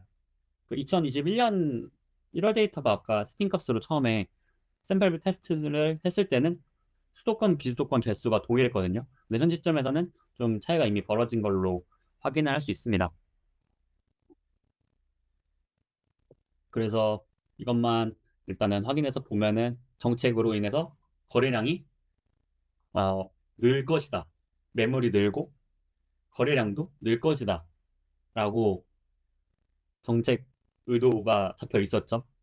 그에 따른 효과가 지금 이 그래프에는 보시면 알겠지만 보이지 않습니다. 뭐 이게 그래프가 떨어지는 부분들이 뭐좀 가파르고 덜 가파르고 이런 부분은 있지만 어쨌거나 오르진 않았어요. 유지되지도 않았고, 그 부분은 정책의 효과가 명확하게 이 시장을 이끌었다라고 볼 수는 없는 것 같아요.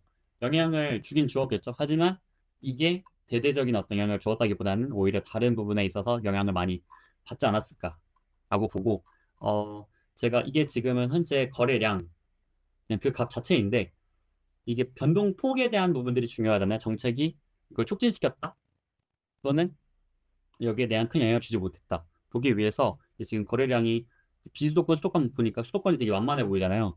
그래서 각각의 개념들을 좀 편하게 보기 위해서 2021년을 기준점 잡아서 얘를 1로 보고 이 값들에 대한 변화폭을 그릴 수 있는 지수 형태로 변형을 해보겠습니다. 그래서 이렇게 변형 값을 잡아주고 이걸 변형을 해가지고 다시 그려보면은 이렇게 그려져요. 그래서 21년 1월 기준으로 그려보면은 이 정책이 시행되기 전에 사실 거래량이 더 많이 뛴 거는 수도권이었어요. 아까 그 절대값을 봤을 땐 몰랐는데 수도권이 조금 더 많이 뛰었고 많이 뛰어 올랐다가 정책이 시도 적용되면서부터 다시 쭉 가라앉아서 비수도권과 같이 이전 형태로 값이 많이 침체되는 걸 볼 수 있습니다. 뭐 여기 2022년 10월자로부터는 같이 올라갔다가 수도권은 계속 살아나고 비수도권은 찍고 다시 내려가는 다른 형태를 보이긴 하는데 일단은 이 정책이 실행돼서 한 2, 3개월 동안에 어떤 그 기간 안에서 거래량은 감소한 걸로 보는 게 맞을 것 같아요. 그리고 월별 금액, 거래 금액에 대해서도 동일한 프로세스로 볼 수 있고 이건 스킵하고 마지막 거만 같이 한번 다시 봐볼게요. 그러면은 월별 거래 금액도 지수로 보면은 이렇게 제도 시행 전후로 봤을 때 얘네는 금액 같은 경우도 제도 시행 후에 어, 요 비수도권은 그냥 어, 크게 감소한다기보다는 어느 정도 이미 떨어진 상태였어가지고 이미 떨어진 상태에서 유지되다가 나중에 좀 회복하는 걸 볼 수 있는데 수도권 같은 경우는 정책 실행 후에 급격하게 떨어집니다. 약 5개월, 4개월간 금액이 떨어져요. 그리고 그 이후에 다시 회복하는 형국을 보이고 있습니다.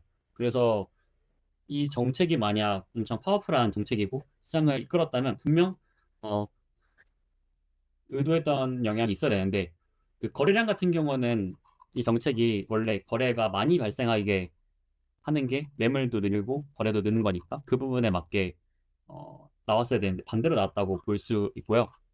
그 금액 같은 경우는 원래 제가 말씀드렸던 게 무조건 떨어진다거나 그러진 않는다. 다만 하방 압력이 존재할 거다. 오르는 걸 누를 거다. 매물이 많이 나오기 때문에 거래가 발생함에 있어서도 조금 더 높아지는 가격으로 형성이 되기보다는 어, 기존 가격을 유지하거나 좀 눌러줄 것이다. 라고 보았는데 이제 좀 누른다라기보다는 그냥 거래 가격 자체가 많이 떨어졌다고 보이거든요. 근데 거래량도 많이 줄었었잖아요. 사실 두 개를 같이 겹쳐놓고 보면 좋은데 그렇게 봤을 때는 거래 시장 자체가 많이 둔화됐다라고 볼 수 있을 것 같아요. 거래도 안 되고 거래도 많이 안 되는데 금액대도 다 낮은 금액대로만 거래가 돼요. 이게 뭐 어떻게 보면 버티다 금액을 그냥 나중에 늦게 털고 나오는 형국일지 모르겠지만 앞서 그 요즘 시장이 안 좋아라고 말할 때 이야기 나오던 안 좋은 시그널은 다 있죠. 거래가 많이 발생 안 한다. 금액이 떨어지고 있다. 그 시장에서 바라보는 매물은 시장 평가가 줄고 있고 거래는 안 되고 매물은 쌓이고 뭐 이런 부분이겠죠. 그리고 나서 어 그러면 도대체 이 시장에 그러면은 이 정책보다 더 큰 어떤 큰 손에 영향이 있었을 텐데 무엇이었을까라고 보고 저는 일단 아무래도 매수 쪽을 고려했을 때는 금리가 너무 중요하거든요. 내가 대출을 발생시켜서 매입을 할 때 어느 정도의 이자를 내냐에 따라서 수익률이 달라지기 때문에 금리를 항상 보게 돼요. 그래서 뭐 금리를 들고 왔습니다. 그래서 금리 데이터를 제가 그 CS8로 같이 포함해 두었고요. 이렇게 2023년 뭐 쭈르륵 해가지고 기준금리 데이터를 다 받아왔고 여기 한국은행에서 제공하고 있는 이 기준금리 표 이렇게 가져왔고 이거를 가지고 함께 그려서 그 보면은 이 금리가 이렇게 월별로 처리가 돼서 다시 올려볼게요. 그래서 금리만 보면은 2022년 1월부터 2022년 12월까지 금리는 1.25에서 3.25까지 오릅니다.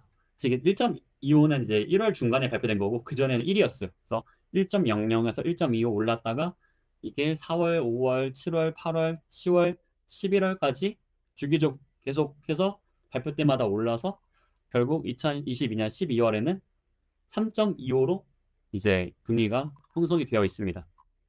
그래서 이 부분을 반영을 하면은 똑같이 거래량에다가 반영해 보면은 이렇게 나오는데 이게 지금 축을 같이 써서 그래요.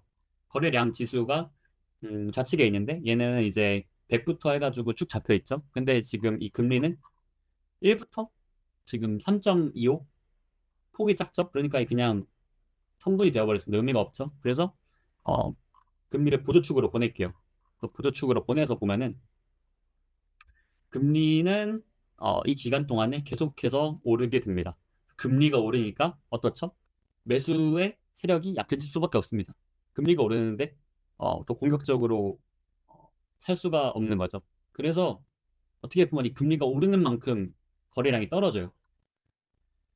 그래서 이 시장을 이 그래프로 봤을 때는 정책이 이겼다기보다는 정책보다는 금리 영향을 훨씬 많이 받은 부동산 거래 시장이었다. 이 기간 2022년 5월부터 연말까지의 기간을 보았을 때는 저는 그렇게 해석이 되고요. 동일하게 금액을 추가 금액에도 금리를 추가해서 봤을 때는 금리가 오름에 따라서 거래가 많이 멈췄고 상대적으로 낮은 금액대의 매물이 선호가 되었죠. 거래된 것도 낮은 금액대, 높은 금액대 거를 살려면 그만큼 좀 더 많은 대출을 발생을 시켜야 되고 그 발생을 시키는 것만큼 금리가 오르면은 수익률이 많이 줄겠죠. 내가 얼만큼 벌 텐데 나가는 돈이 너무 많아지니까. 그렇기 때문에 시장에는 분명 금리가 더 큰 영향을 주었던 기간으로 저는 볼게요. 일단 이 실거래가 데이터랑 금리만 놓고 보았을 때 이렇게 실습을 구성을 했고 다시 돌아와서 이거를 분석하는 시간들을 같이 가져보는 건데요. 이제 실습이라고 했지만 실제로 이제 분석을 실행한 거죠. 분석을 실행했고 그 과정 중에 중간중간 데이터를 확인해 보면서 내가 의도한 어떤 결과물이라는 지식을 뽑아낼 수 있고 의사결정의 근거로 사용될 수 있는 형태를 만드는 과정이었어요. 결과적으로 이렇게 특정 그래프를 만들게 됐고 이 표를 통해서 시장에서까지 해볼 수 있다라는 판단이 서니까 이제 조금 더 결과를 해석해 보는 레벨로 온 겁니다. 이제 뭐 슬라이드 만든 거에 있어서 그 이미 실행하면서 말씀을 드려서 좀 간단하게 넘어갈게요. 시간도 많이 가서 정책 기대 구조에 따라서 세금이 인하되고 매도가 증가해서 거래가 활성화돼서 가격이 좀 더 내려가거나 하방 압력이 생기지 않을까라고 기대했는데 실제로 정책 이후 거래량은 많이 하락했습니다.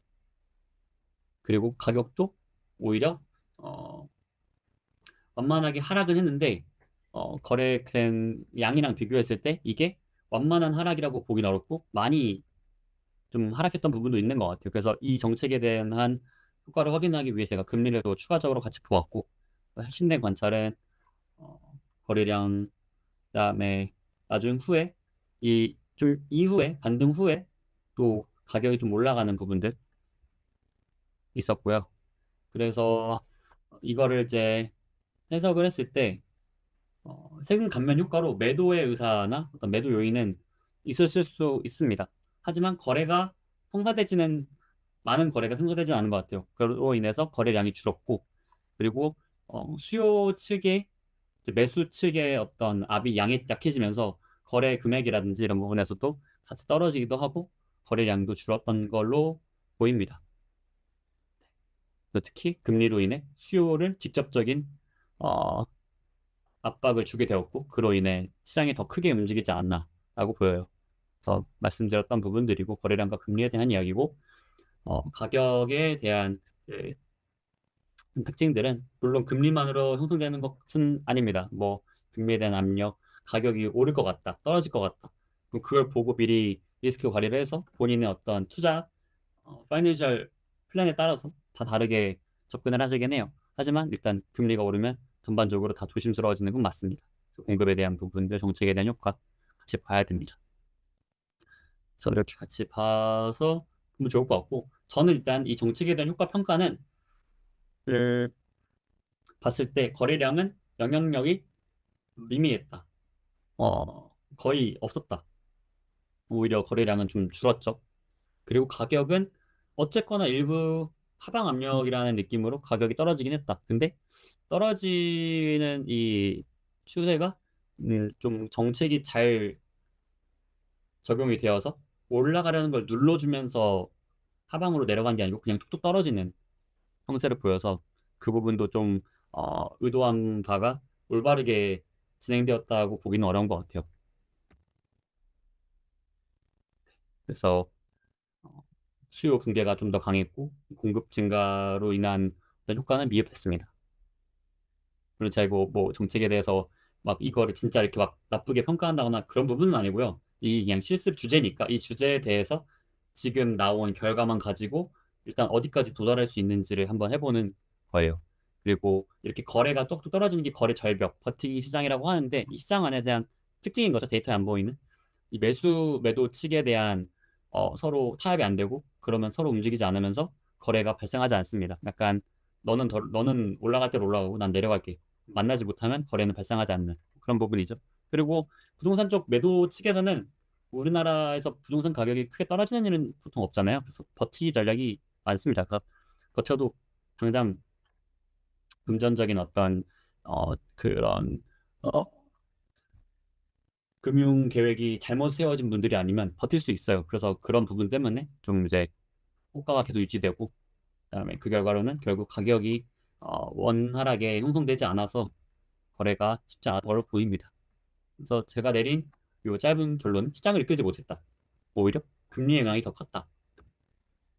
로 한번 마무리를 지어볼게요. 그래서 이걸 가지고 제가 발표를 한다. 우리 팀한테 그때 정책 어땠어? 라고 물어보면은 저는 이제 방금 말씀드린 것처럼 이야기를 할 거고 분석 자체뿐만 아니라 우리가 이 분석을 가지고 결국 데이터와 수치를 가지고 이걸로 우리가 행동을 이끌어내는 액션으로 끌어내는 그 행위까지 같이 아까 해야 한다고 말씀드렸던 부분을 하는 건데 분석이 가는 의미를 이제 사람들에게 전달하는 거죠. 어, 앞서 보였던 이 수치들이 지금 2022년 12월까지 분석한 거잖아요. 그 나왔던 이 그래프들을 가지고 만약 내가 2023년 1월자에 이건 과거 데이터니까 이제 내가 어떻게 할까라고 생각하면은 한 가지 방향만 있는 건 아니고 내가 어떤 전략을 취해야 되는 입장인지에 따라 다를 것 같아요. 매수자 같은 경우는 거래량 감소를 협상의 기회로 있는 거죠. 어, 매물 잘 안 팔렸지, 매물 잘 안 팔렸지, 너네 팔고 싶지? 매수자들 나한테 좀 더 유리한 조건으로 거래 제안해봐. 내가 아니면 제안할 테니까 좀 더 긍정적으로 은행해줘. 될 수 있고 매도자 입장에서는 거래가 점점 안 되고 매수자들이 쉽게 가격 협상이 오르지 않기 때문에 가격 전략을 좀 더 인내심을 가지고 버티거나 아니면 이걸 가지고 본인이 판단해서 차라리 금매를 낸다거나 그런 결정이 필요한 시점이고요. 투자자 입장에서는 어떻게 보면 이게 가치평가가 좋아질수록 어떤 상방향의 상향될 수 있는 그림이 보일수록 투자를 할 수 있기 때문에 금리라든지 정책에 대한 판단을 통해서 뭐 매수 타이밍 그리고 그거를 다 완공이 된다거나 어떤 개발 이후에 매각 타이밍을 고를 것 같아요. 2026년 시장에 대한 움직임으로 마무리를 좀 이렇게 지어놨는데 사실 이게 5월 달에 있을 이제 그 정책이 다시 사라지는 이 중과세를 유예했던 거 사라지는 요 이벤트가 한 달도 안 남았잖아요. 만약 그러면 이번에 이 정책이 다시 꺼졌을 때 사라졌을 때 어떻게 바뀔까? 거래량이 원래 올라가길 바랬던 거니까 거래량이 떨어지는 게 반대 방향이죠. 그러면 거래량이 떨어질까? 금액이 하방 압력을 받는 게 주된 의도였으니까 이 정책이 없어지면서 무효화되면서 상방 압력을 받아서 오히려 위로 올라갈까? 뭐 알 수가 없죠. 그래서 시장에서는 보통 종료 전부터 이미 매도에 대한 증가 압력들이 생기고 또 시장에서도 그에 따라서 다시 또 가치 평가를 하니까 시장 반응들도 있고 그다음에 이게 적용된 후에 실제로 매물 거래가 이제 매물이 줄어들고 거래가 위축될 수 있죠.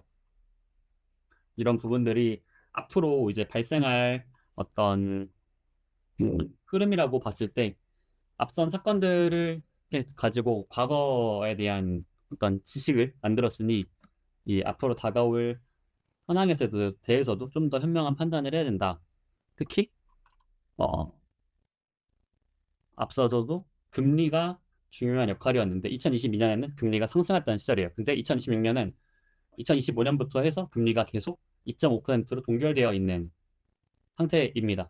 그래서 이렇게 쭉 올라와서 3.5에서 떨어지기 시작해서 2025년 1분기부터 해서 현재 2020 2026년 4월까지 계속 금리가 2.5%로 유지되고 있어요. 그래서 다르죠. 금리가 오르던 시절에 비해 금리가 안정적으로 가고 있으니 이에 따라서 분명 매수 매도의 움직임은 달라질 거예요. 그래서 이 부분에 대해서도 여러 가지 시나리오를 세워서 종료 전에 매도가 증가할 수도 있고 매물 거래가 감소할 수도 있고요. 그다음에 이 가격에 있어서는 실제로 오를 수도 있지만 내릴 수도 있고 이 부분들은 계속 지켜봐야 된다. 그래서 어떤 정답이 있다기보다는 현재 시점에서 어, 이 정책으로 인한 평가도 금리와 그 외의 여러 가지 상황들 또 국제 정세가 불안정하다 보니까 어떤 리스크가 큰 투자를 많이 안 하려는 부분들이 있어서 부동산에서 거래가 된다 하더라도 상대적으로 안정한 자산대로 많이 거래가 될 것 같고요. 그런 부분들이 많이 보일 것이다. 거기에 맞게 각 회사나 어떤 투자자는 올바른 선택을 해야 된다까지 또 남기면서 항상 약간 앞으로 미래에 대한 의사결정까지 해보고 그 리스크를 같이 항상 지는 게 분석가의 숙명이다라고 말씀을 드리겠습니다. 분석에서 이게 모든 분석에서 내가 이번에 할 때 사용된 변수들, 사용된 데이터들, 그리고 분석된 기간, 어떤 형태, 뭐 수도권을 타겟으로 해서 수도권 안에서도 진짜 뭐 강남 3구 아니면 마용성 뭐 이렇게 해가지고 진짜 비싼 지역들이랑 그렇지 않은 그런 이렇게 나눠보면 또 다른 시장이긴 하거든요. 계속 확대해서 보면 또 달라져요. 지역을 나눠보고. 물론 제가 이 부동산 분석이기 때문에 시간을 좀 더 썼으면은 그 지도에 뿌려가지고 보는 것들도 굉장히 재밌거든요. GIS 서비스를 이용해가지고 그런 부분들도 관심 있으시면 해보시면 좋을 것 같고 그렇게 보다 보면은 정책에 대한 영향이 어딘 또 있고 어딘 없고 그런 부분들도 볼 수 있었을 텐데 이번 분석에서는 그냥 월 단위로 봤기 때문에 그런 것까지 확인할 수 없었다. 뭐 이런 게 있고 정책에 대한 기대 효과라든지 이런 것들이 다 반영될 수는 없다. 뭐 가계 상황도 있고 모든 사람들이 다 부동산 투자에 대한 어떤 여유가 있던 시기가 아닐 수도 있고요. 결국 돌아와서 분석가는 불완전한 데이터로 판단을 만들어야만 합니다.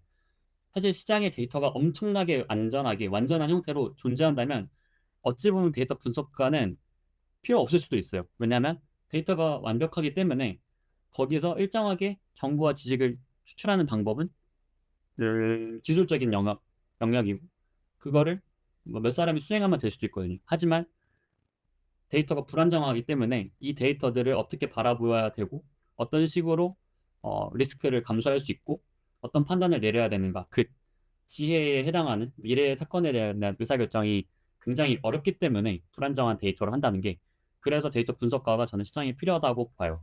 그래서 우리는 실제로 이런 불안정한 데이터를 가지고 판단을 해야 되는 거고 사실 판단이라는 의사결정을 완벽하게 어떤 낸다기보다는 더 나은 판단을 돕기 위해서 의사 결정을 계속 어떤 의견을 내는 거죠. 앞서 나왔던 거랑 반복이고 그래서 제가 이제 마무리 짓는 부분들은 어, 분석의 가치는 데이터를 그냥 양적으로 다루고 스킬적으로 매만지는 부분이 아니고 그 해석이 우리 조직에게 나에게 어떤 우리 팀에게 얼마나 어, 이로운 방향을 제시하는데 도움을 주냐 실제로 개선이 되느냐 내가 아무리 잘 만든 분석을 했어도 이게 의사결정에 반영이 안 돼서 아쉬운 결정이 나면 저는 그것도 분석가가 조금 더 강하게 말을 해줘야 되는 실무적인 영역이라고 생각을 해요. 또 그런 부분들 해서 더 나은 어떤 결과를 만들고 그에 따라서 어, 회사도 돈을 벌고 나도 더 많은 좋은 계약을 체결하고 그런 이로운 부분으로 갈 수 있게 노력을 해야 된다.